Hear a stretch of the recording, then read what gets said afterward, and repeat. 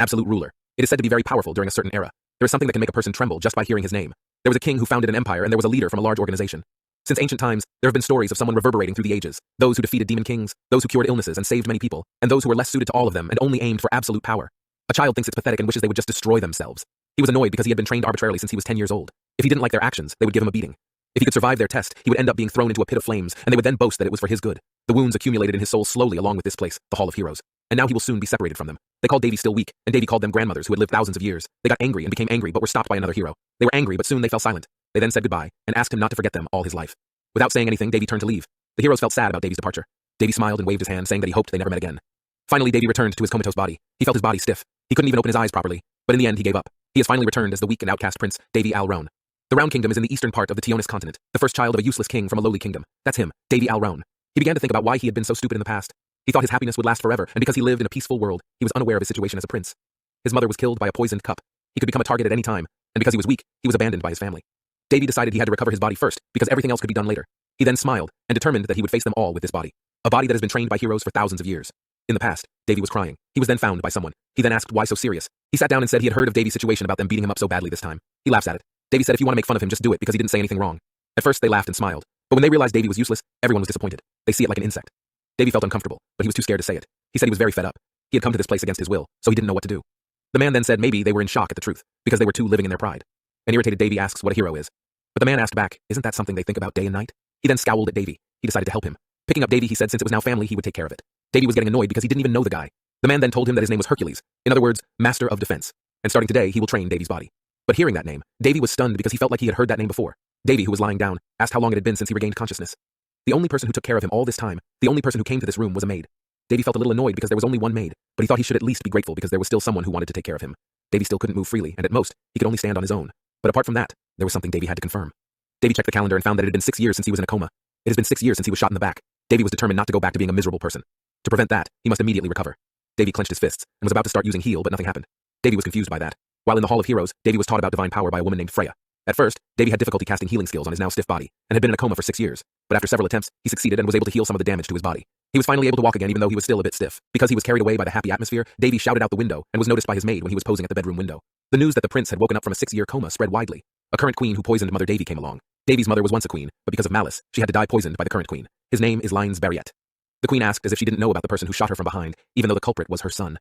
Davy looked at the queen's son with a cynical face and said he didn't know what to do with the person who tried to kill the prince. But the queen said the case was closed a long time ago. Davy thinks hard about his revenge plan. But for now, he decided to relax and recuperate. Davy started shaving his head and practicing in his room. He trains physically as well as magic. He tried to restore his abilities while in the Hall of Heroes temple. He even used magic to bathe. Little by little, Davy's abilities returned. He then talked about the costs involved in taking care of food. But even all the gold was corrupted, and even the existing gold was not enough to uproot the grass that was starting to grow.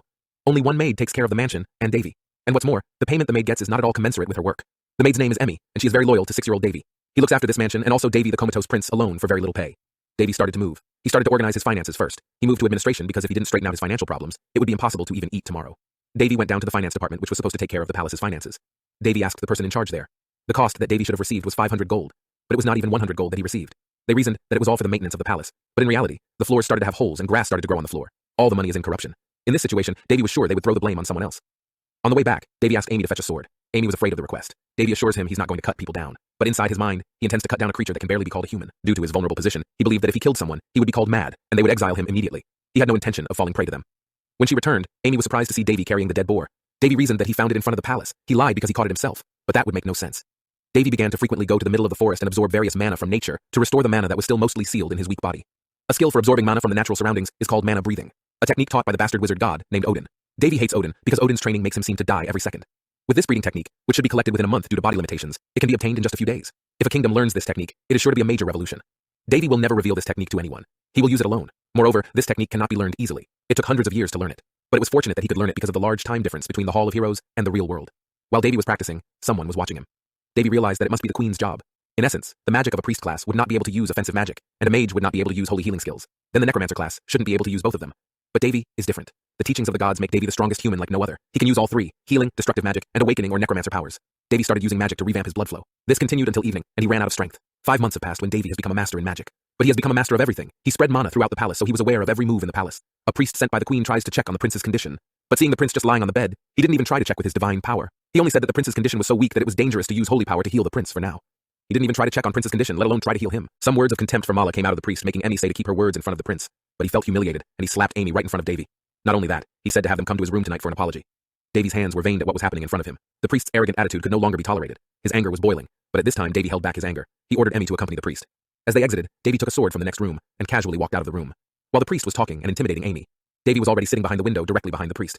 Davy made a small scratch on the priest's cheek slowly but surely. The priest was confused because the prince was able to wake up. He assumed that the prince still couldn't get up from his bed.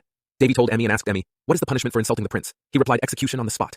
Davy immediately slashed the priest's neck while smiling emotionlessly. He only provides punishment for insulting the prince. While the neck was slashed and blood was pouring out of it, the priest was still chattering. Then Davy slashed the head from the body. Hearing this incident, the queen came to Davy's place and slapped him. But Davy said, "Is the level of a prince lower than a priest, so it's not worth executing a priest who insulted a prince." Queen then said that Davy was as stupid as his mother. There is no proof of what he said earlier.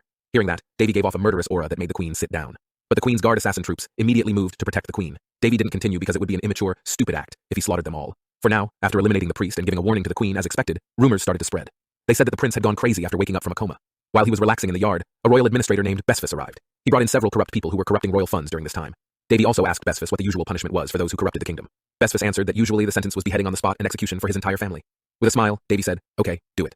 Besfus is one of the people who is very loyal to Prince Davy. Incidentally, he is also an important person. He was the head of all the subordinates under the king. A great man was on his side. Suddenly, two important people came after that. They are the second princess of the kingdom and the fourth prince of the kingdom. They both loved Davy very much. They have always been irreplaceable brothers. The fourth prince was named Barris, and the second princess was named Winley. The two Davy twins then invited Davy to go outside the castle while taking a walk, because since the coma, Davy had never left the castle grounds area.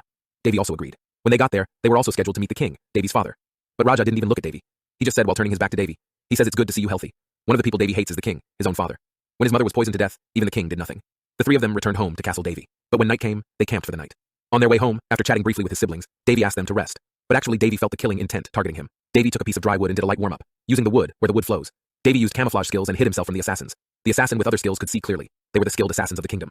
When the assassin masters jumped up and down on the wooden branches, Davy jumped at them from above with a slash called Sharp Swing. 4 assassin masters had their bodies split into pieces. Davy says people who see his abilities will not survive. The Pegasus who taught Davy swordsmanship said anything could become a weapon. Even fragile wood can kill hundreds of people if used by the right person. Davy slaughtered the assassins until finally there were 3 left. Davy told them to tell the queen, even if she doesn't act like that, I will still destroy everything she owns. At that time, the assassins immediately ran away thinking they had been forgiven. But Davy laughs and says, but lies. He used super speed, and suddenly David was right in front of the assassins. All of them were slaughtered as fast as lightning. Ratu knows that 20 of her assassins died, but she thinks that it was not Davy who killed them.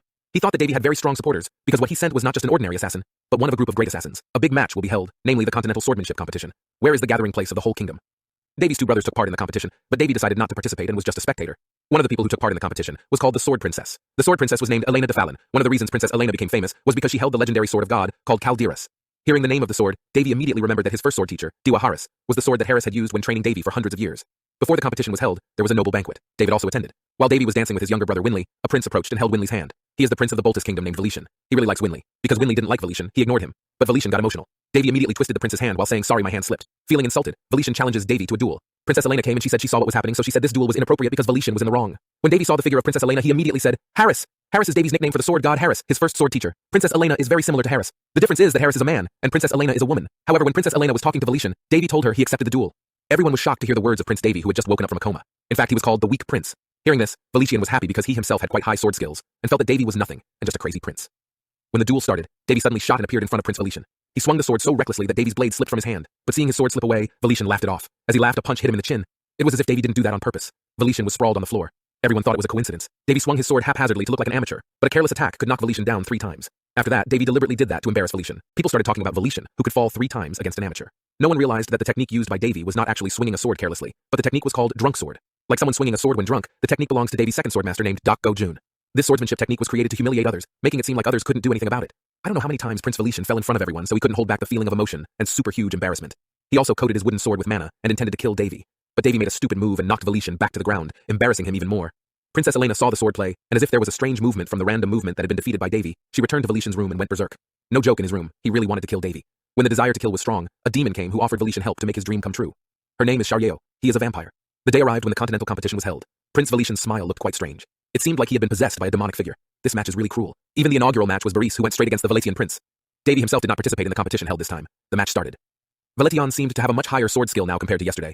In his heart, Davy said something was strange. Even a genius couldn't have developed like this in one night. Valetian put pressure on Baris, but Baris also seems to have the skills that allow him to grow. As the duel progresses, Davy's little brother has now grown into a great man. Baris makes his most visible attack, but it was avoided by Valetian with a terrible expression. Road advance that has been controlled by the devil. Immediately the sword headed for Baris's body. An active mana shield from Baris's body and protecting him from death made Valetian's sword blow away. The mana shield was instilled by Davy before the match for the worst case scenario like what's happening now. The match has been stopped. Even though the mana shield is active, Boris is still being attacked. The jury called Valetian a foul for trying to kill his opponent. In this match, attempting to kill was a capital offense. This action was considered a declaration of war. A Valetian underling approached him and told Valetian to explain what exactly happened. There must be a misunderstanding. But Valetian lost his identity. He went crazy and killed his subordinate. Valetian turned into a monster. Mages started attacking him continuously using magic, but their attacks had no effect. On the other hand, Davy is down. He was angry because Valetian tried to kill his beloved sister. But Davy could control his emotions. Everyone prevented Davy from going down because they knew Prince Davy was a weak person who had just woken up from a coma.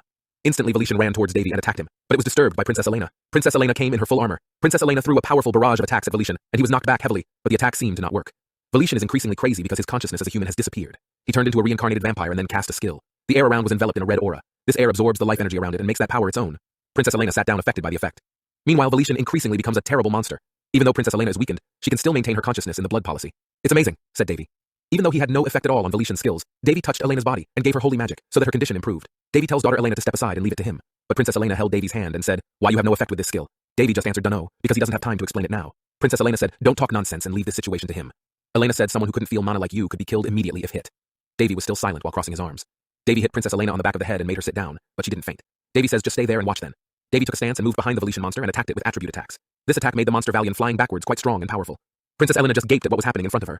Right now he was very confused as to what exactly was going on. Davy turned around and told Elena, "Give him the sword." But Elena says the sword is broken. It turned out that what Davy meant was Princess Elena's divine sword. Because Princess Elena herself couldn't master the sword, Davy revived a legendary sword named Caldiras. Even the contractor herself, Princess Elena, doesn't yet have the ability to activate the sword.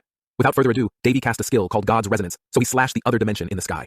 The dimension where the demon vampire who controlled Valetian was hiding was opened.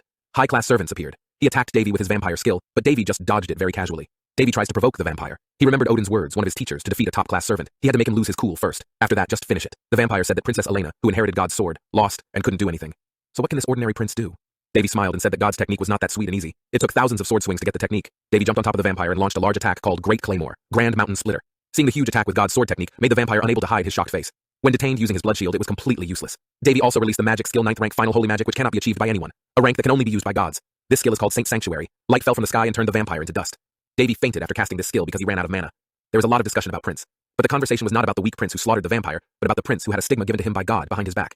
The only person who saw Davy use his powers was Princess Elena. Usually, this stigma appears for people who are chosen directly by God.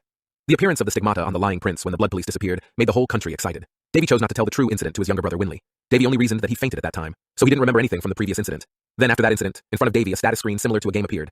He could see the status of his sister Winley, and also the status of other people. When Davy saw someone, he was surprised by a voice that said, "Looks like you really enjoy being able to peek at other people's status." He was surprised he could just let go. The appearance of a small but beautiful woman with a pair of cute horns appeared in front of Davy. Seeing the woman's figure, Davy immediately remembered when one of the heroes painted a woman in the Hall of Heroes. Previously, Harris said that the woman was one of the people Harris taught swordsmanship, and it turned out that she was a demon king of hell named Perselk, who was sealed by Harris in his sword. But at this time, for some reason, the demon king's form became small. The demon king Perselk is tied up by Davy and interrogated. He said about the stigma that emerged behind Davy. However, with a little coaxing, Davy finally untied him. Perselk was actually the main cause of the war between the human and demon worlds in recorded history, but somehow he felt different from the figure in front of him. Currently, Eve's existence and aura were completely harmless. Because Davy used a high-level holy magic skill on the Calderas sword that sealed him earlier, he was freed from within the sword. However, Perselk said he was a little interested in Davy's figure, and from now on, he would go with Davy. The demon lord Perselk negotiated and formed a partnership with Davy. Previously, everyone was excited about the sword competition between continents. However, after the attack on the competition and the emergence of stigma in the country, everyone's excitement immediately turned to Davy, the owner of the stigma. Davy became a famous person at this time.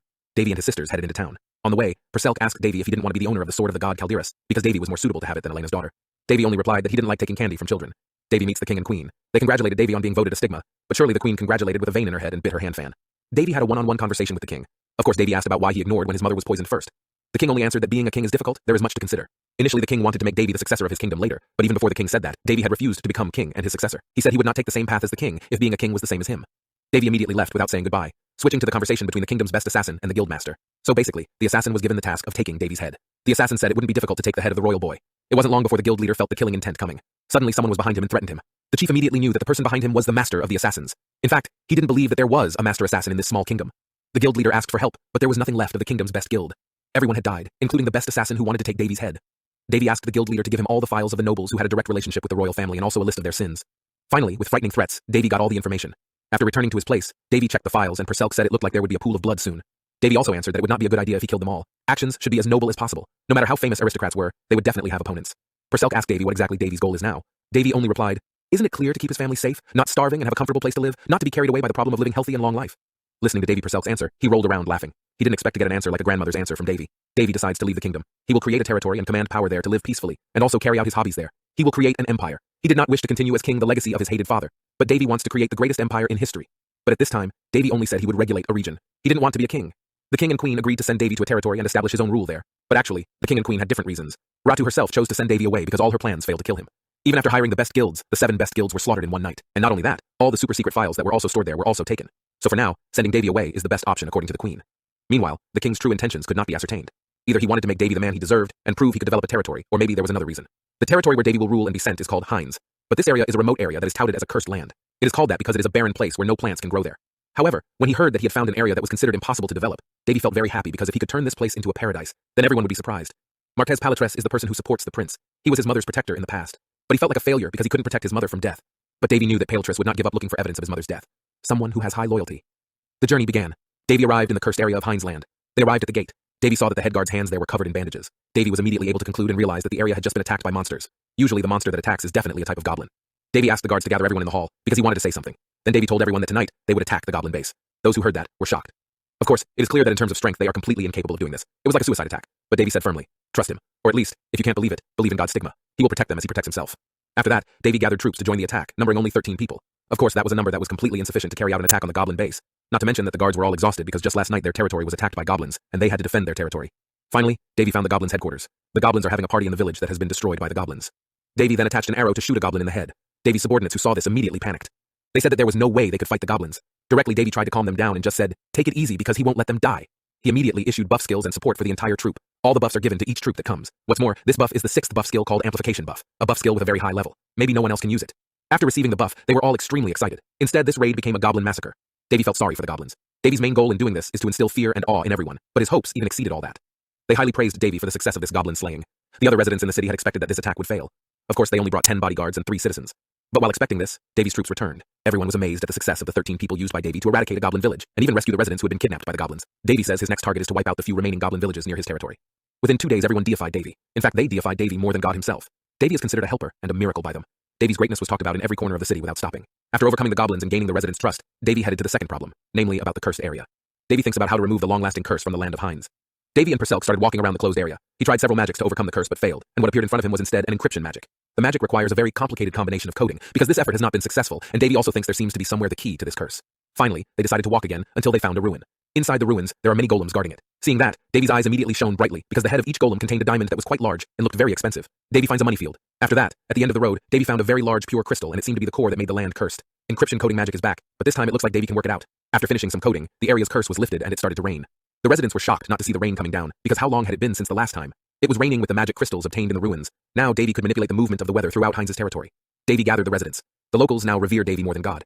Davy ordered them to work on the farm in 4 days and they would plant a plant called moongrass. Davy will start the farm by planting moongrass in each region. To do that, Davy once again buffed all the residents so they had the enthusiasm, stamina, and strength to do it in just 4 days. Farm by planting was lit core that made the land cursed. Encryption coding magic is back, but this time it looks like Davy can work it out. After finishing some coding, the area's curse was lifted and it started to rain. The residents were shocked not to see the rain coming down because how long had it been since the last time? It was raining with the magic crystals obtained in the ruins. Now Davy could manipulate the movement of the weather throughout Hines' territory. Davy gathered the residents. The locals now revere Davy more than God. Davy ordered them to work on the farm in 4 days and they would plant a plant called moongrass. Davy will start the farm by planting moongrass in each region. To do that, Davy once again buffed all the residents so they had the enthusiasm, stamina, and strength to do it in just 4 days. Moongrass is the magic core plant of the magic tower, or the main ingredient for making potions. This country simply didn't have the ability to grow moongrass themselves, so they just imported it from the neighboring continent at an exorbitant price. But Davy was going to do something that would shake the whole kingdom by planting this moongrass. Davy started looking for moongrass seeds. He interacted with nature spirits and obtained moongrass. The planting process begins. 4 months passed. Rumors began to spread throughout the kingdom about the rumor that the Hines region grew moongrass. It threw the whole kingdom into chaos. They started trying to send messengers to check the truth. Hines is now a fertile area filled with moongrass plants. Amy reported that there were around 20,000 moongrass leaves going into storage and 10,000 leaves for sale. For the record, the price of moongrass leaves is more valuable than gold. The price range is 4 moongrass leaves equivalent to 100 gold. Not to mention that production has not stopped until now. But what is certain is that with the 10,000 leaves sold, they will get around 250,000 gold, or the equivalent of 5,000 platinum coins. For ordinary people's living expenses, just 1 gold coin per month is enough. What a profit that would shock the entire kingdom. Everyone in all corners of the kingdom, and also the continent, considered Davy to be an idiot prince who couldn't see reality by planting moongrass even on land that couldn't grow bean sprouts. But with their assumptions and underestimation, that was why the moongrass farm plan had gone so perfectly, without outsiders interfering. The preparations are complete, said Davy, inviting. Let's spread the excitement across the continent. Moongrass is sent to the market twice a month for sale. This number was a lot, but for the eastern and western continents it was still quite lacking. Moongrass was a key ingredient for alchemy magic, and also a very important ingredient for making potions in the church, so an uproar would definitely cover the entire continent. But Davy realized that if he sold a bombastic amount, the price would surely decrease. By limiting distribution, as if the item has limited stock, it will make demand even higher. And again, Davy would spread another rumor wherein the rumor said that Hines' master owner of moongrass had fallen ill. With that strategy, there would be lots of people coming to visit all over the continent. But of course their goal is business. Davy ordered everyone to rest, then he called Monmeter, the head guard. Davy put down a potion and said something to him. Monmeter went home to rest. Not long after that, while he was resting, someone came and he was a level 4 master of the Green Tower named Hallis. He wanted to meet Davy, but Munmeter said that Davy was lying down because he was tired from work. Hallis then tried to approach Munmeter by giving him a bribe. Munmeter was very surprised. He wasn't surprised by the large number in front of him. He was surprised because this was all exactly as Davy had predicted. Davy said that if someone gives a bribe, just take the bribe without hesitation. After that, show him a magic elixir, and tell him that we have produced around 10,000 elixirs and are ready to sell. Seeing that magic elixir, Hallis's hand trembled violently. This is a tier 1 elixir, the elixir of the highest grade. Hallis never even saw this. Davy wants to spread other rumors about how great the future prospects of this area are, which will make people settle in the area. And later, the Heinz territory will become a trading central. Munmeter reports what happened to Davy, which is as predicted. Davy just said, just take the bribe for him to distribute as a bonus. News spread among the master towers across the continent, even reaching the ears of the grade that was the Grandmaster. He knew that even this grass was just the beginning, and that there would be other surprising things the prince would come up with. He recalled Princess Elena's question to him a while ago. Princess Elena asked whether it was possible for someone to be able to kill a high-class servant with just one blow using Calderas, and he didn't even have a contract with Calderas. The great sage simply answered that it was impossible. That would be impossible unless he was the sword god's best disciple, or he was the sword god himself. Davy runs an elixir auction held in his area. It aims to make everyone in the region and the continent come to Heinz and make the Heinz region popular. An uproar ensued because of this auction. Everyone wanted to get their hands on that treasured tier 1 super pure elixir. Davy said that if everything went smoothly, Heinz's annual income would be 1 million gold, which was too much for a small area. A god in the Hall of Heroes told Davy that he had left something underground beneath his house in an area that had not yet been explained. He said if Davy could perfect it, then he could use it or sell it. What is clear is something great and very valuable. Davy immediately left. He was accompanied by the demon lord Persek, and he didn't want to be guarded by anyone other than Persek. Davy heads to the hometown of Surtur, one of the gods who said that he hid something under his residence thousands of years ago. Upon arriving at the gate, Davy gave up his fake identity as the gatekeeper. Immediately he was not allowed to enter for various reasons, but it's clear the guard underestimated him greatly after seeing Davy's fake identity. Davy stepped back and he sat down on a rock. He observed the state of an old man who came. The grandfather said that he would not be able to enter if he did not give something or a bribe. The grandpa gave some actual gold coins to his grandson to let Davy in because David looked just like his grandson.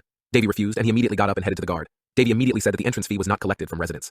This is an illegal act, said Davy. They all thought Davy was a runny kid who was trying to give advice and held Davy's head like a child's head. This is the final warning, said Davy. Suddenly the old man came and asked the guards for forgiveness, but that made the guards fed up and they tried to cut down Grandpa. Davy kicked his sword and it flew upwards. He then said that taking money from the people was the same as stealing from the kingdom, and the punishment for royal thieves was execution on the spot. Davy casually slashed the guard's head. The other guards were shocked by what happened in front of them. They tried to surround Davy, but Davy casually cut each of their wrists until one of the nobles who owned the place arrived. Seeing Davy, he immediately realized that the person in front of him was the first prince of the kingdom. But as if he didn't want to be blamed, the nobleman said that Davy came to the noble area without an official letter, and that was an abuse of power. Without saying much else, Davy immediately slashed the nobleman's head until his head rolled on the ground. After that, Davy and Lengang just entered the territory, even though the ruler had been executed. But the one who executed him was the royal prince. On the way, Davy talked to Grandpa about his son. The grandfather told about the suffering and oppression of control in that place. They finally arrived in an area called Valharashad, the most historical place there. The place Davy was looking for was the place shown by a god when he was in the Hall of Heroes. He designed a strict code for the secret place. Davy says the whole place is encrypted, so he tries to crack the password Surtur set. He abandoned his will to leave everything to the person who discovered his inheritance. Davy grumbled and said he was trying to act as a pirate king. The secret door opened. Davy and Perselk get in there. At the end of the road, Davy saw a simple room like the usual blacksmith room. Suddenly a very bright light shone from a child who was in the corner of the room. Surtur is a person who has the nickname 1000-Day Blacksmith. The nickname he received after he did forging for 1000 days without rest. And another nickname is Devil's Blacksmith, or some call God Blacksmith. The box was opened, and Davy found 2 nameless twin swords. One can cut life, and the other a sword can cut death. These twin swords were unrefined swords, the ultimate work of a god blacksmith, and that sword was created to find its own master. Therefore the sword has not been perfected. Davy said he needed fire, but not just ordinary fire, but fire from the dwarven furnace to refine this blade. After obtaining the last treasure of Lord Blacksmith, Davy heads to the kingdom to meet the king and nobles. He was asked to come over to talk about Moongrass. Of course, all the nobles wanted to take advantage of Moongrass to get into their own pockets. At the end of the hall, Davy suddenly meets Carlos, one of the princes who left Davy paralyzed and in a coma. The prince and queen are responsible for the death of their mother. Of course, the grudge against him was huge, but Davy could bear it for now after training the gods in the Hall of Heroes. Carlos told Davy look at him being arrogant because of success with just one business. He says if people like him can do it, then everyone can do it too. Davy casually laughed and said did he come just to say that? Davy then said that he looked how jealous he was, and asked if he even realized how influential this action of his was. Davy told Carlos that was the reason everyone called him an idiot, a prince who can't escape from his queen's armpit. Provoked, Carlos tried to throw a fist attack on Davy. Of course, Davy took it like a baby spanking and Davy slammed it and stepped on Carlos's chest. Then Davy flicked Carlos's forehead so hard it knocked his head back. It was a flick that could make his head bleed. Carlos ran away and said, just wait because he will take everything he has. Davy laughed too, but his laugh was hideous enough to give Perselk the chills. She asks what is he laughing at? Davy replied, he was giving a gift, a worst sin in all corners of the kingdom. It can't even be recovered by any magic. Davy said, just look at it tomorrow in the meeting hall. Davy smiled a little. A meeting was held in the hall. The nobles were even babbling to themselves about Moongrass, like turning the business into a royal business or something. The strange thing is that the conversation was carried out with each other without involving Davy, the owner of the Moongrass, and the lord of the place, as if they were talking about their own business. But the king stopped the chatter. The king says that they have to gift Davy something, and anything will be granted, as his effort this time is bigger than all his achievements in last 10 years. The income of Moongrass is greater and far greater than the entire kingdom's income for a year, said the king. Davy replied he didn't know what to do now, so he asked for time to think about this. After that, the nobles continued their chatter about Moongrass having to be tied up as a royal business. Someone appeared and asked why they were busy talking to themselves, and said they had to tie up the Moongrass business for the kingdom, without talking to the owner first. He said they had no right to interfere with his ownership. He initially looked like he was on Davy's side, but after that the Duke named Varietta took out a piece of paper which he said came from the Holy Kingdom. In the letter he wrote a request for Davy to go to the Holy Kingdom, to verify the appearance of the stigma, and give Davy the title of saint. After that, he said that if Davy went to the Holy Kingdom, then the Heinz region would be without a ruler, so a new ruler would have to be appointed to take care of Moongrass. He then recommends the second prince, Carlos, as the new ruler of the Heinz realm. David smiled faintly and said in his heart that he already knew that he would definitely come and make Carlos his successor, none other than his own grandson. After that, he intended to use it for personal gain. Carlos laughed arrogantly while looking at Davy. After that, he stepped in front of the king as if he would definitely become the ruler of Heinz's territory. With a confident face, suddenly a strange sound came out of Carlos's mouth like the sound of a frog. The whole hall was shocked. No joke, because Carlos had the courage to speak frog language in front of the king. Even though he is his own father, Carlos is very shy. Then suddenly Carlos screamed like a crow and suddenly shouted again like a rooster. Persek guffawed at Carlos and asked him what he was doing. Carlos screamed strangely using various animal sounds. The king was getting angry. He said how dare he insult the royal meeting and told Carlos to quickly get out of his presence. Then he ordered Prince Carlos to be put in a cell and given him probation until his next order. Carlos tried to call out noble names, but they all ended with woof woof or croaks. The king was even more irritated, but suddenly Carlos's hat fell off. You can clearly see his smooth forehead and some hair scattered on the floor. Little by little his hair fell out. Davy smiled and told Perselk that was the power of the kingdom's strongest sin and the kingdom's strongest curse. Davy told Duke Varietta that his grandson Carlos didn't seem old enough to be a ruler. Davy continued asking why he was also talking nonsense like them, and why he also held a letter from the Holy Kingdom that even the king didn't know about. After that, Davy contacted a high priest from the Holy Kingdom using a magic ball that functions like a video call. In addition, the high priest who was contacted was a high priest who was quite influential there. Davy got to the point and said, how about Pope's decision? Everyone was shocked to hear the word Pope, because it was the highest position of the Holy Empire. The high priest later apologized to Davy and said this would not happen again. That short word explains it all. It meant that Davy no longer needed to go to the Holy Kingdom. It turns out that previously Davy contacted Pope and said that neither he nor the Heinz area could be separated, and that the moongrass business would be over. Hearing that Pope and Holy Empire immediately took action as they urgently needed moongrass, everyone in the hall was speechless. Their plan failed. Davy had his revenge on Carlos, a revenge that hurts more than death. After that, Davy called his area using a magic ball to check the situation there, and they said that the guests who intended to do business in their area had started setting up temporary tents. And because there is already a permit to build, it will soon be a grandiose building, and it is likely that one by one will be built in the area. Little by little, the Davy area began to develop into a business area. But Davy said that to make this a perfect area, it would take at least 10 years, and that's not something that money can overcome. As for his own money and property, Davy already has a lot, maybe even starting an empire because his moongrass business continues to grow. Then Davy also said it seemed the time had come for him to run a second business. He visited the continent's greatest technician, Rocks. The full name of the area and tribe that Davy will visit is the Yellow Rock Tribe, and Davy immediately executes his strategy. He headed straight to the area of the Yellow Rock Tribe. This is the name of the village located in the northern part of the kingdom. They actually don't really like humans. They are picky creatures, but he has something that will be difficult for them to refuse. Dwarves are also known as people who are not very tall. Their average is 100 to 130 centimeters. However, they are stronger than humans and have high heat resistance. Indeed, they were born as true blacksmiths. When compared with elves, which are considered legendary because they are rarely seen, dwarves themselves still maintain relationships with humans, even though they themselves don't like humans. So to enter their village, there are restrictions. What is allowed is someone who is equal to the king or his representative to enter the main gate of their village. And lifting those restrictions is Davy's goal for the growth and success of his business. When Davy told the king his intentions, at first, the king refused because dwarves really don't like humans. But Davy managed to convince the royal party. Davy also managed to enter the village of dwarves because his status is indeed a royal prince, and he also didn't forget to bring the favorite drink of the dwarves, namely barley beer and some meat. The dwarves from the building side were already way above normal compared to the human country. Davy meets with one of the elders. He could see that the elder thought this was troublesome. After learning Davy brought a gift of drinks, he became a little friendly. It was considered polite by him, so he also respected Davy. Davy uses his skill, namely observation. Davy found very important information. It is said that he hopes to be able to participate in creating the Flare of Beginning, which is the holy sword of the dwarves. Davy immediately remembered a brief conversation between himself and his teacher, the god blacksmith. In the Hall of Heroes, the blacksmith god said that he had made weapons when he was not very skilled, but the item meant a lot to him, and he created it with the dwarves. So it was like the first collaboration between humans and dwarves. The name of the weapon is Flare of Beginning. Davy didn't expect to hear that name again here, and Davy himself really understood how to make holy swords. He did want to borrow this dwarf's power to develop his realm, but he also had another goal, namely to borrow the dwarven's sacred furnace to create the twin swords left by Surtur. But, of course, if the situation is still like this, borrowing their stove is absolutely impossible because they are very stubborn. Davy then headed straight to the bar. The bar is a place that is never empty. Dwarves' hobbies are drinking and gambling, so if you want to win them over, you have to leave here first. Davy immediately sat down with Chairman Golda, who was holding his head. Davy opened the conversation and asked if he could taste the dwarf's alcohol. He was warned that the drink was very special and different from human drinks. Listening to Davy's words, the whole bar became excited, because this human wants to taste their drink. Without replying to their words, Davy immediately drank a full glass of the drink and said it was bad. Actually, that drink was very disgusting, Davy said to himself. Davy is not a big drinker, so he doesn't enjoy alcoholic beverages. Davy once again challenges Chairman Golda, and with every challenge, there will be stakes. Chairman Golda says he will grant Davy one wish if he wins, but if they lose, Davy must immediately leave their village. He said it wasn't that he didn't like Davy, but that they had their own problems here too. Davy said to himself he took the bait. Several hours passed. Chairman Golda held her head because she drank too much. But Davy was normal without the slightest drunkenness. Chairman Golda lost badly in a drinking contest with Davy. They really don't believe Davy is human, but actually Davy won't be able to get drunk, because his holy mana status has reached the highest. So all debuffs and effects will be immediately neutralized and purified if they enter the body, as well as poisons of the highest level. Davy then started by asking why Elder Golda always looked dizzy and irritable. He told a short story. Their sacred sword, namely the Flare of Beginning, was damaged, and again at this time where his father and himself had to take care of the Flare of Beginning. So he was really confused because it was the highest treasure of their tribe, which had been passed down from generation to generation for more than 3,000 years. Davy said so his request was, let him enter their workshop. When they arrived at the workshop, all the workers there were excited because humans dared to enter the dwarf's workshop, which was considered a sacred place. To the extent that the first chairman, Golda's older sister, asked why Golda brought the human there. Golda just told her sister that this was a bet, so no matter what, she had to accept it. He asked for help. Believe in him, brother, and believe in that prince. Golda's older brother was named Golgoda. Golgoda agreed because Golda was also an elder, so they had to respect her decision too. Davy was given a warning that if he crossed the line, his head would come off. Davy just answered that he would remember those words. A giant sword measuring more than 2 meters is called Flare of the Beginning, or another name is sword that doesn't cut, which is more suitable. The sword that cannot cut is the sacred treasure of the dwarves. Even though it wasn't a perfect holy sword, it could be seen that the dwarves were frantically repairing the sword, which looked already damaged. Davy watched him carefully. He told Perselk that the sword could no longer be repaired. Even though it was made in the same way as holy swords, it was different from real holy swords, and their weakness was that they did not last long. The Yellow Rock tribe panicked because when it was their turn to guard the sword, it broke. Where they were, there were all kinds of tribes, namely Yellow Rock, Black Rock, Green Rock, and the like. Suddenly, the tribe from Black Rock came. They said it was an insult to Yellow Rock who damaged the sacred sword. The first elder sat down because he realized that the sword could no longer be repaired. Davy came in front of Golgoda and said whether he was really a master blacksmith. A true master blacksmith feels the soul of each of his works and will appreciate it, but he discarded that thought from the start. Davy stepped in front of the sacred sword and said that this sword could no longer be helped as he smashed his hammer against the sacred sword until the sword split. Everyone was silent and couldn't believe what they were seeing, and everyone shouted what he was doing and wanted to report this to the kingdom. They hold Golda responsible for this.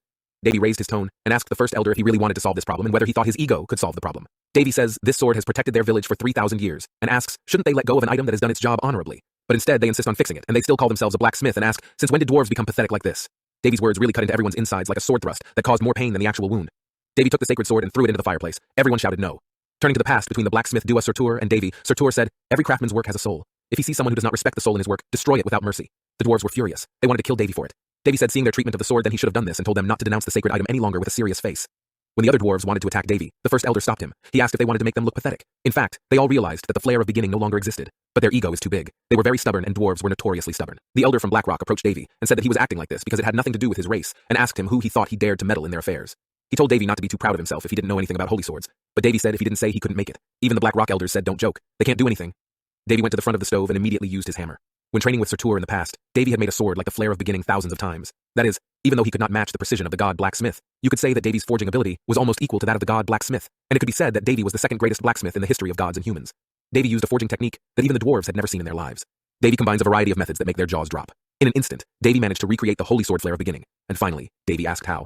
They started to sweat. Even though its outer appearance was different from the flare of beginning, the radiance of holy power it emitted was extremely powerful. This is even more powerful than their previous heritage flare of beginning. Instantly, there was a big change from the dwarves who were initially very arrogant. Now they are very humble. Davy was immediately considered master of masters by the dwarves. They asked Davy if he could teach them the skill of ordering from the god blacksmith. Davy answered of course, but not for free.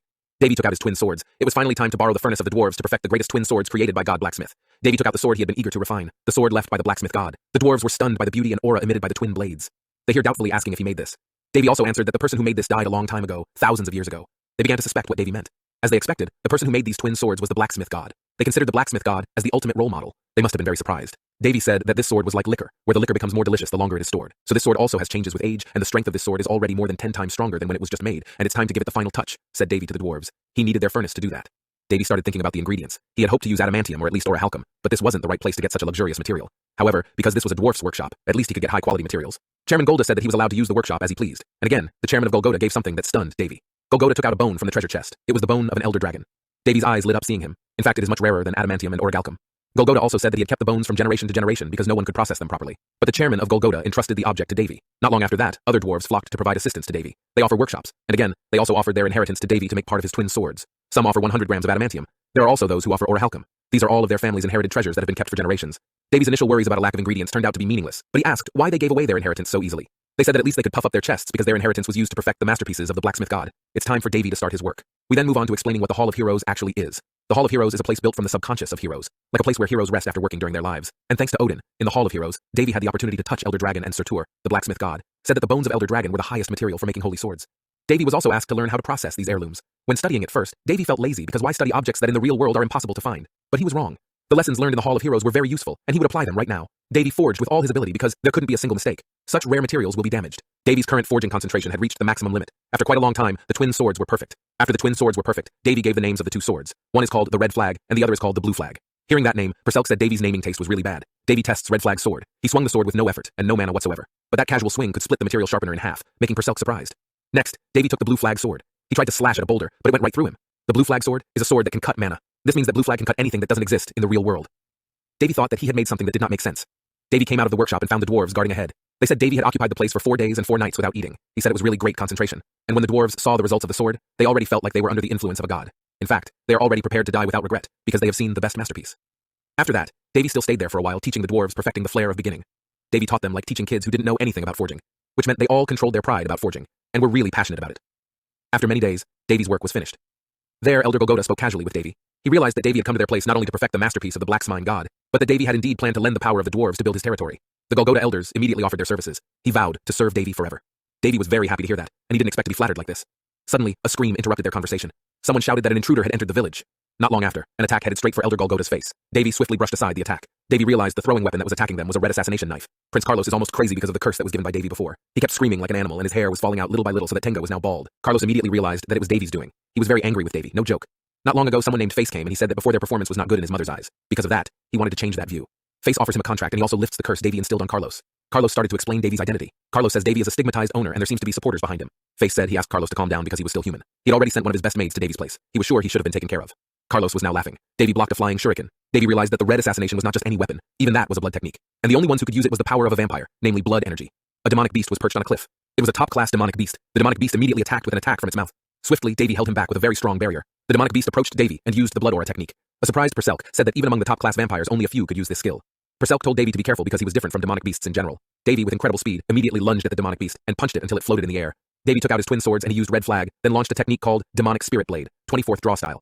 The demonic beast was immediately cut to death. Perselk says he's not dead. Davy replied that he knew that. The demonic beasts would regenerate their wounds, so the way to destroy them, if not to split them into small molecules, was to attack them with holy power.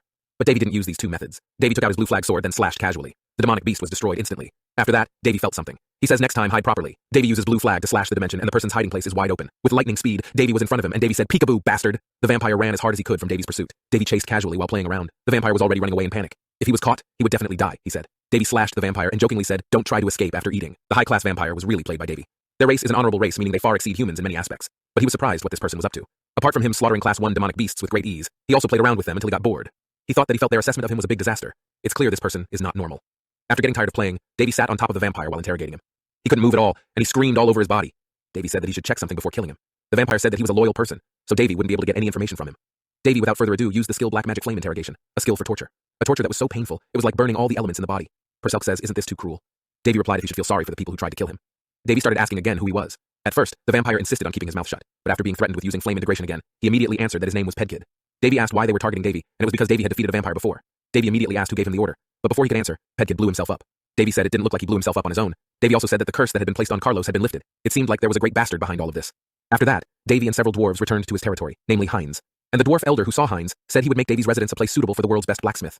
Some of Davy's subordinates were shocked to see Davy's closeness to the dwarves, something that was very difficult to find being this close. Davy returned to his bedroom and wanted to rest, but suddenly under the blanket, someone was waiting. A black shadow appeared under Davy's blanket, and in his heart Davy said that something like this had happened several times and made him annoyed. People send women to lure Davy, but he has also sent a warning to them not to do it again. Davy then thought how rotten they were to send a child to him. Perselk said his heart was not strong seeing her cuteness. Davy asked Emmy who let anyone into her room. Emmy replied that she didn't know anything.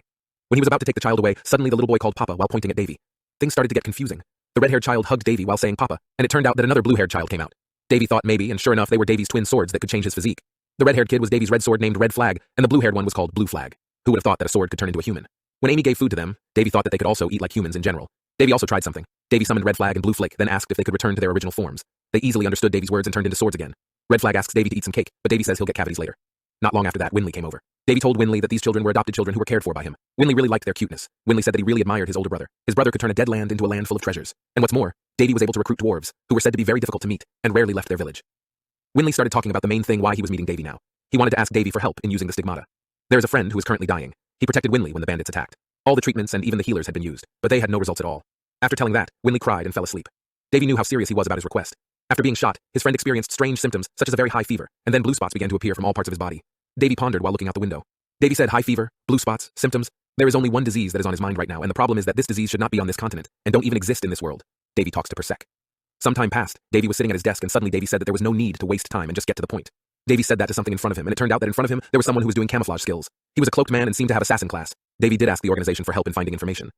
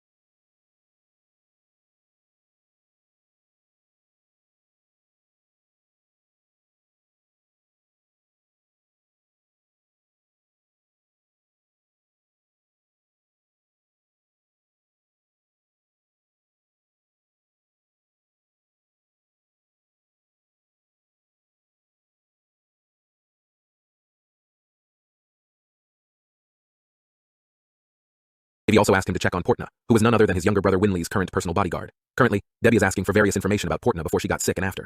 Davy gives him a bag of money as a down payment, but the assassin says he won't accept the money now. He will take his reward after his work is finished. In his heart, Davy said it seemed like he wanted to build a good relationship and create a good image for him. But there was something strange about the assassin in front of him. Davy discovered this using his observation skills. This person's name is Jack, but there is a hidden explanation that says her real name is Aina Helishana, and her real gender is female, not to mention that she is a dark elf. Davy was curious about why he was hiding his true identity. Not long after, the assassin left and said goodbye while releasing a smoke bomb. In his heart, Davy said, "Why don't you just go normally?" After 2 days had passed, Davy was ready to go to see the patient. The problem was that his younger brother insisted on joining even though his condition was not good enough to participate. But suddenly, someone came. When the man came, Winley was very enthusiastic. That person's name is Ulysses. Seeing the closeness of his sister and this person made his brother's instincts rebel.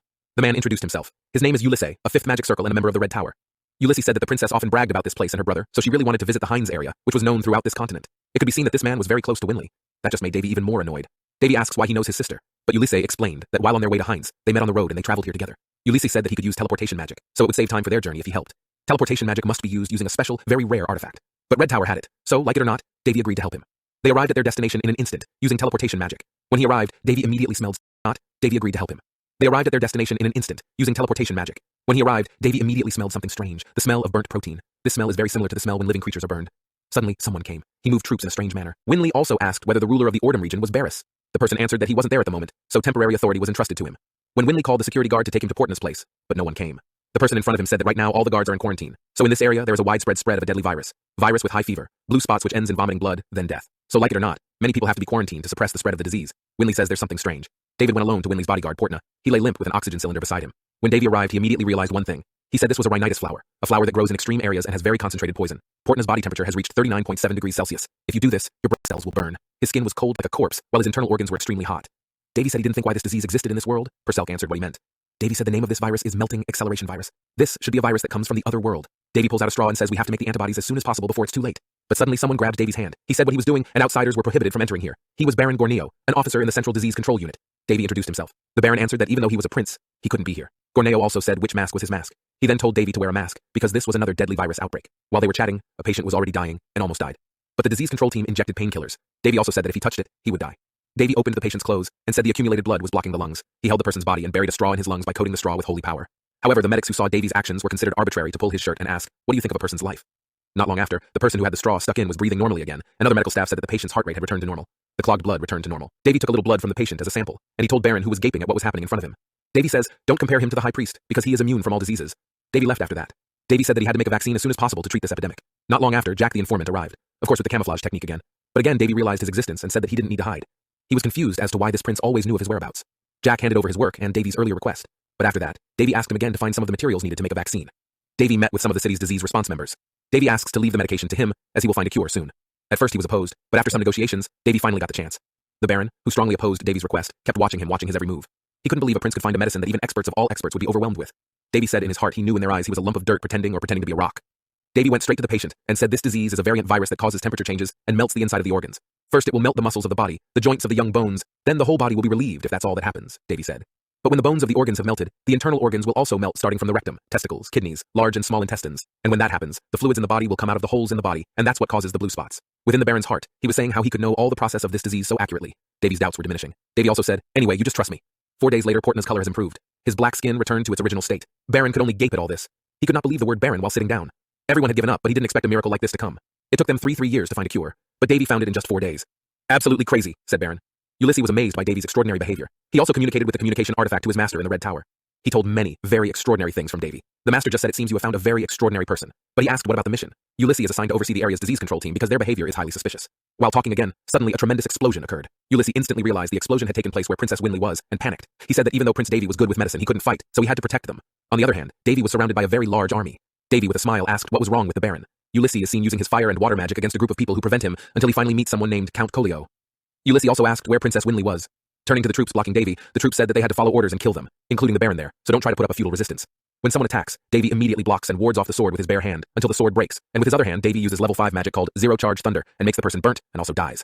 Davy said if they tried to kill someone, they should have prepared to be killed too. Davy looked at them with a sharp gaze. Davy, without further ado, immediately slaughtered a group of people with the same skills, leaving charred corpses lying around. Jack is also called Davy. Suddenly, a previously hired assassin arrived. "Clean up the corpses here and kill everyone who tries to enter this place," said Davy to the assassin.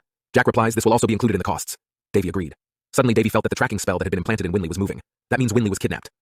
Sensing that his younger brother was in danger, Davy immediately burned the remaining troops there with thunderous lightning skills and then headed straight outside the building. But outside the building, there were also quite a lot of troops waiting. Davy immediately shot and entered the middle of their crowd. The enemy immediately tried to provide resistance. They said he didn't have a gun. Davy also answered that he didn't have that weapon, according to them. Davy was seen taking out his twin swords. A red attack penetrated their bodies. A precise attack targets their heart and vital parts, so the chance of survival is 0%. Red flag slaughters them one by one. Davy said he used a technique called air nurse sword to make them fly freely. This is how they should use their ego. Davy cast the ego skill divine sword movement, sword dance. Davy unleashed his two twin swords, slaughtering every individual in front of him. Davy had full control of the sword. He doesn't even need to bother chasing running enemies because his sword will chase and cut them down. Switches to Ulysses, who is facing Count Kaleo. Ulysses is actually a strong wizard, but it turns out that Count Kaleo is much stronger. Ulysses really didn't move in front of Count Kaleo. Count Linton brought Winley out in the future. Ulysses is furious that they kidnapped Winley. Count Linton said it seemed like he harbored feelings for Princess Winley. Ulysses was finally defeated and will be used as an experiment. Count Linton's real name is Lincoln Bornitiad. He was born in a kingdom called Ryutis, a medical kingdom on the eastern continent. He is a genius who has extraordinary potential, but the things he does make him subject to royal law and prohibited from using any medical measures. That didn't stop him. At the age of 15, he kidnapped 200 people and then carried out thousands of experiments. He succeeded in developing a drug from that experiment. 10 out of 200 of the test results survived, but those who survived became disabled and died. A few days later, he was the one who justified various means to achieve his goals. A person who kills someone is called a murderer. Killing dozens of people is called serial murder. Killing hundreds of people is called a massacre. But the funny thing is, killing thousands of people is even called a hero. He received an honor for his extraordinary discovery. But few people know that to make one medicine, thousands of people are needed as sacrifices. Count Kaleo said that it was likely that by now the people under the other buildings had been finished off, and surely Prince Davy would soon be brought here as well. He was very confident in saying that. At that time, Jack slaughtered everyone according to Davy's orders. Previously, the Baron told Jack why he let Prince Davy go there alone. He would not be able to survive because there was a great knight named Count Kaleo. The levels of the knights were different, and Count Kaleo was certainly at a very high level. But Jack got one thing straight for him. He said that he was indeed a prince just like the other princes, but actually worrying about that person was the most pointless action in this world. At the same time, Count Kaleo will cut off Ulysses' one hand because of an order from Ulysses so that Ulysses can't cast his magic skills. Count Linton laughed and said that there was a disaster that no one person in this world could handle. When Count Kaleo was about to cut Ulysses' hand, someone from behind Ulysses shouted that they were wrong. Davy came at crazy speed and immediately released a skill called Way of Demon King Ugra Destruction Punch. A very strong punch smashing fierce towards Count Kaleo was followed by successive punches which made Count Kaleo vomit quite a lot of blood and was knocked back strongly. Davy said to himself, oh, did he go too far because he didn't intend to end it in one fell swoop? Davy hopes that he is still conscious. Davy then approached Ulysses to issue a Class 7 healing skill called Holy Magic Sanctuary. Ulysses immediately recovered completely, even though he was dying. Indeed, Stigma users have great healing abilities, Ulysses thinks. Davy went straight to where Count Linton was beside Winley. Davy immediately cut one of his hands and kicked him down and saved Winley. Winley woke up, but suddenly Count Kaleo came from behind and immediately tried to slash them with his high-level sword technique. But unfortunately his attack was blocked by Davy's flying red sword. A high-level swordmaster trying to attack from behind was so embarrassing. Count Kaleo was shocked to see Davy's extraordinary sword. He immediately jumped in front of Ulysses and asked Ulysses to protect Winley as best he could. Ulysses asked, wouldn't it be better if they ran away now? Davy told him not to worry because he wasn't as weak as he thought. Count Kaleo stood in front of Davy. He said that it was an interesting sword and that it was very dangerous for a beginner like Davy. Therefore, he will take the sword after killing him. Davy said that he had to ask the sword's opinion first for that. He immediately dashed forward in front of Count Kaleo and threw another fist skill at his stomach. Because Count Kaleo was so persistent, Davy said that if he really wanted to be a punching bag, that was no problem either. Davy continued his continuous punch attack. His punches continued to attack the abdomen. Count Kaleo was really in pain, but the body of a high-level swordmaster was different, even though Davy himself had only used a few percent of his strength. Count Kaleo, who was angry, shouted to stop aiming for his stomach. Davy said in his heart that his endurance was okay, but he was a little disappointing for a high-class swordmaster. Davy also revealed information to them. Davy said that the disease pathogens that spread in the city were their doing. That's the information that is obtained according to the results of Jack's work. They were all shocked because Davy knew about it. If this got out, the disease control unit would become a target for the nobles. After being beaten, Count Kaleo finally realized that Davy was not a beginner in swords. At least he was already at the swordmaster level, and moreover, he could even use advanced holy arts. In theory, it was impossible for someone of his age to gain this much power. Perhaps he might even become a miracle in this age, and be recorded in history later. Count Kaleo thought he had to finish him off before he grew any stronger in the future. Davy also said he wasn't going to punch him in the stomach again this time, so he could rest easy. Now Count Kaleo was rushing at Davy with all his might. Davy dodged his attack with great ease and said but a lie while smiling innocently. Davy took out the Way of the Demon King smash technique, double punch, and directed back to his stomach. Count Kaleo blows very far back and Perselk says from behind that Davy is cruel. Davy finally brought Count Kaleo to his knees and finally collapsed. Count Kaleo really is who he is. After Count Kaleo passed out, Davy replied that he should be the one surprised because the last punch I showed you to destroy you to pieces, but he really managed to hold on. Ulysses and Winley approached Davy. Ulysses says he really didn't expect Davy to be this strong, but one person who escaped was Count Linton. Ulysses says his mana isn't enough to catch up to him. Davy let him take care of the rest. Davy cast a teleport skill. Ulysses was surprised because at first they thought that Davy was just good at swords, but he could even cast magic. Even this magic is very difficult to cast without the help of holy items.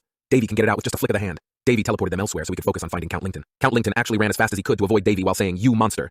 Count Linton ran toward an altar. Davy found him and immediately slashed him with Aura's sword, but Davy's attack was repelled by a very strong barrier that surrounded Count Linton. Count Linton laughed very contentedly. He said Davy would not be able to destroy this barrier. This was an absolute defense at a thunderous price. A last ace, Count Linton.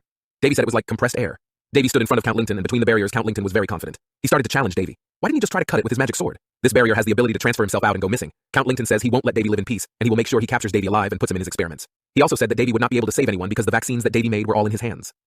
Count Linton, laughing, was very satisfied. Davy was still silent. Then he said he was done talking because he was getting bored. Davy slashed with a barrage of double slashes between his swords. The barrier was broken, and Count Linton split open and died. Blue Flag has the ability to cut anything that isn't in the real world. After that, it didn't take long for a loud sound to be heard. Davy said Count Linton was still quite troublesome until the end, because he tried to destroy all evidence. A few minutes later, the royal troops came to the city. It was Prince Paris, the ruler of this region. They were all amazed when they saw the corpse of the knight lying charred in the city square. They asked what really happened. This is actually worse than reported.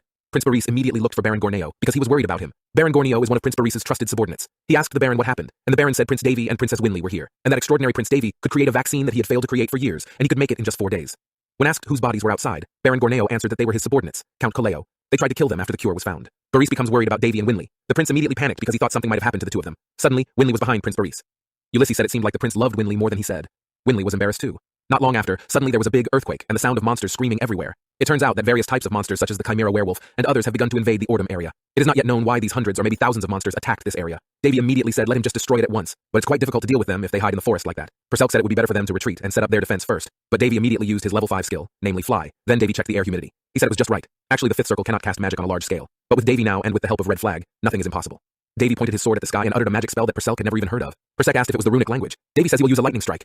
Hundreds of magic circles appeared in the sky. Davy shouted for the monsters to die. A bolt of lightning was released which scorched the earth of the monsters. On the other hand, you can see that outside the forest, there are members of the kingdom and their knights being chased by the assassins. A soldier captain named Belus saw next to him a forest filled with lightning strikes. He thought that instead of dying at the hands of the assassins, heading into the lightning forest, he would have a little chance. He ordered his soldiers to head to the lightning forest. On the other hand, Davy knelt in the sky. He was a little tired of releasing large-scale skills which still continued until now. Perselk said, "This is not something humans can control. This is magic that only gods can control." Davy told him to calm down. He just needed to finish a little more and rest at home in bed. But suddenly Davy realized that a horse-drawn carriage had entered the destruction area. Davy was surprised that there was a horse-drawn carriage here. And again, that symbol is a royal symbol. And since the color of the emblem is platinum, it means it represents the imperial army. On the other hand, Putri, who was in the horse-drawn carriage, realized that someone was flying in the sky. He saw Davy very clearly. For a long time, he couldn't take his eyes off Davy at all. Davy also saw the princess. Davy said it felt like it refreshed his mind. That means it's possible he's a spiritualist. Davy pointed his hand at the assassins who were chasing the train. Then a powerful lightning split from the sky and immediately reduced the assassins to dust. Davy flew away. But a few moments later, Davy lost consciousness and he fell. The princess apologized to everyone. He said forgive him because he is of mixed blood. They also suffer. The knight captain said what he said. Putri blames herself for being of mixed blood. They think lightning is impossible, a natural disaster. It was much more terrifying than natural disasters. They even thought maybe it was put out by someone. If it was someone's doing, then you can be sure that he is the strongest wizard on the continent. But if you think about it, it's impossible for humans to be able to cast magic of that level. It would be more suitable if it was released by a dragon who was at the peak of magic. Meanwhile, the princess said to herself that the person had black hair, a pale face, and also smelled of cherry blossom. Moreover, he exuded the aura of someone who could be trusted. Davy was currently unconscious under the trees. When he woke up, Davy saw Perselk's panicked face. Davy asked how long he had been unconscious. Perselk answered that it only took 2 hours, but that was definitely enough to cause panic in the Ordum area. Hundreds of disaster-scale thunderstorms suddenly occurred in front of their territory. Not long after that, Davy met Boris. As usual, he was very, very worried about Davy. Boris said he had actually formed a search team to find Davy, but because suddenly hundreds of thunderstorms appeared, it was impossible to enter the forest area. Boris himself was actually very confused as to why there was such a powerful thunderstorm. After returning to town, Davy met Winley and Ulysses. Ulysses looked very lethargic because he said that the vaccine was lost, but after that, Davy asked what this meant. He took it from Count Lington. Everyone's faces immediately changed drastically. That night when they asked a lot of questions that had been swirling in their heads, Davy said it was natural because he had never told them anything. But what is certain is that what he has gone through so far is something impossible for them to believe.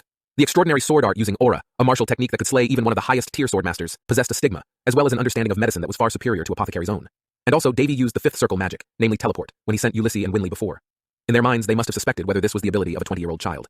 Even his strength far surpassed Princess Elena's sword genius, and even his abilities far above Ulysses, who was considered the continent's greatest prodigy and a genius in magic. No one thought that a 20-year-old young man who spent a third of his life in a coma could surpass them all. Davy is sure his greatest prodigy ability of a 20-year-old child. Even his strength far surpassed Princess Elena's sword genius, and even his abilities far above Ulysses, who was considered the continent's greatest prodigy and a genius in magic. No one thought that a 20-year-old young man who spent a third of his life in a coma could surpass them all. Davy is sure they won't be able to believe what he has gone through in his other dimension life for 1,000 years. Ulysses asked how Davy could do magic without chanting, and again, the mana he felt for Davy was not the amount of mana that is in humans in general, and asked how that was possible. Davy smiled casually and said to himself that fortunately they didn't think that the thunderstorm was done by him. In common sense, this is impossible for humans to do. Davy then replied that it was because he practiced hard enough. They all hoped for an extraordinary answer. They looked very disappointed. Like he said before, Davy trained really hard in a short time. Davy thought to himself that even 1,000 years would not be enough for him to learn everything. From dawn to dusk, he practiced mercilessly. The heroes with the gods actually squeezed training hard to the point Davy grew fed up with them. Boris answered that Davy must be joking. No matter how hard he tries, it's impossible to be like that in 1 year. Davy answered again. There are many things in this world that they still don't know, and he didn't say just a year. But Davy said one day he would tell them everything when the time came. In his heart, Davy said that he couldn't tell them about the Hall of Heroes at this time. All he can say to them is that he has worked hard to get to this point. For now, in this world, there is only one person who knows the real truth, namely, the Demon King, Perselk. And I don't know why they accepted in his heart, many things in this world that Davy must be joking. No matter how hard he tries, it's impossible to be like that in 1 year. Davy answered again. There are many things in this world that they still don't know, and he didn't say just a year. But Davy said one day he would tell them everything when the time came. In his heart, Davy said that he couldn't tell them about the Hall of Heroes at this time. All he can say to them is that he has worked hard to get to this point. For now, in this world, there is only one person who knows the real truth, namely, the Demon King, Perselk. And I don't know why they accepted my unreasonable explanation. Davy thinks it's because they hope and believe that he will tell them one day. Finally, this conversation was over. But as usual, if a problem is resolved, then usually another problem will come. Red flag for a sword that has extraordinary ego and mana by using its mana like before and draining its mana a lot. Like a child who is in a bad mood, Davy tries to seduce Red Flag with his favorite cookies. But because Davy was enjoying Red Flag's cute face, Davy ended up making them cry. Perselk, who saw Loli's 2 children crying, immediately asked what she was doing. Davy makes the kids cry. Perselk immediately changed his body to normal human size and hugged the 2 of them. Davy was shocked and asked how he could change his body size. Perselk answered how difficult it is to change body size with spirit power. He can even change the course whatever he likes. The crying Red Flag and Blue Flag called Perselk Mama and said Davy was evil. Those words made Perselk embarrassed. In his heart, Davy said that it seemed like the fairy tales and folklore that said that the Demon King was cruel seemed to be a misunderstanding. After going through a major pandemic situation, the Ordom region is gradually recovering. 300 lives were lost, but that is actually a very small number for a large virus. If Davy hadn't controlled it quickly beforehand, the virus would have continued to spread. Turning to Davy and his trusted assassin because the assassin had done many things that Davy asked for perfectly. Davy asked about the payment he wanted, but the assassin answered that it was not the time for him to say so, and said he had to collect more performance points and would make Davy unable to refuse his requests in the future. Davy. So it's scary how big the request actually. Finally, 1 week has passed since the previous incident, and now Ordom's condition has fully recovered and is back to normal. Davy is considered a hero who helped the area. After that, they finally came home. Davy will return to his territory that is Hines. This time, Winley went to Hines because of Baris's request. Previously, Baris asked Davy to look after Winley, because recently the world was not in a good condition. There is a new crime, namely the kidnapping of several children in an orphanage, who disappeared without being noticed, and this incident actually happened in various places including Hines, too. So it's safer if Winley is by Davy's side, who is considered strong and can really protect his sister. After a few days they finally got to Hines. Winley asked if something happened at Hines. Davy said someone who wasn't welcome was out there waiting. Suddenly an army came toward them. The troop chief spoke to Davy and got straight to the point. They asked permission for the princess they were escorting to meet Davy. But at that time, Davy immediately refused. Persek said if I remember correctly, wasn't she a contractor woman? Yes, that's what Davy said. The precious child of the Palan Empire was roaming the small Hines territory, switching to an emperor from another empire named Theord al-Lindis. He was an emperor from the Lindis Empire. The emperor was very skilled at archery. He was discussing something, especially about the news about Sir Count Lington and Count Kaleo, who were killed by one person, namely Prince Round. And again, what was even more surprising was that the person who discovered the demon blood virus vaccine was not a disease control team, but a prince who also killed Count Lington and Count Kaleo, namely Prince Davy. The Prince of the Round Kingdom is really a topic of conversation everywhere right now. Then someone told the emperor whether he should invite him to the palace. Emperor said it was not bad, and thought of offering him an engagement with his daughter if he had this kind of achievement. Not long after that conversation, the princess in question came who had blue hair and wore a mask. Arya al-Lindis. She was a princess of the Lindis Empire and also a mixed-blood beastman who was few in number in the Lindis Empire, whereas beastman himself is actually a discriminated race in the Lindis Empire. The look of disdain towards the princess grew bigger. Finally, like what happened before, people started sending assassins to kill him. The newly arrived princess greeted the emperor. Stop, said the emperor. He asked why he didn't call him dad. Arya was worried because people would be even more irritated by her mixed-blood existence. The emperor hit the table and called his confidants and said, should he execute them? Emperor also said to do without leaving a trace because they dare to insult his dear daughter. Arya said, don't do it because then her reputation will decrease. But it seemed the emperor didn't pay too much attention to that. He loved his daughter very much. Turning to Hines again, Amy the maid said Princess Elena of the Palan Empire begged again to see Davy. Davy told Amy to decline her request. Perselk asks if he's not afraid of what might happen next while sticking with Davy. Davy answered that he did not act carelessly. After that, day after day passed until around 12 days. Requests to meet continued to be submitted, and of course Davy continued to refuse them. The knights ordered by the princess were also starting to get irritated and losing their patience. That night, Davy laughed and intended to get a high price. This is called buzz marketing. But again, the laughter stopped. Someone came out of nowhere and approached Davy. Meet you, said Elena the princess. Davy turned around and asked whether princesses nowadays have a hobby of palace parkour. Eliana approached Davy and asked him, didn't he think there were a lot of things he should talk about while he was busy? Davy asked him to calm down. Theord al-Lindis and his daughter are currently discussing something. The princess asked if her father remembered their promise that if one day his illness was cured, he promised to let him marry whoever he loved. Princess Arya said while blushing that that person saved her on the previous trip, and she really wanted to meet him again. The emperor, who was drinking tea, suddenly smashed his glass. Theord al-Lindis also said to Albus that it seemed like a pest was trying to land on Bunga. Albus answered, should he send a request to the guild to finish off the pest and present it to him, and the emperor told him to do that. Ha! The princess was shocked and asked her father to calm down. They didn't realize that the person they were talking about was the same person who solved the problem in Ordom and found the cure for demonic blood, and the same person who lifted Princess Arya's curse. But the day they met was still far in the future.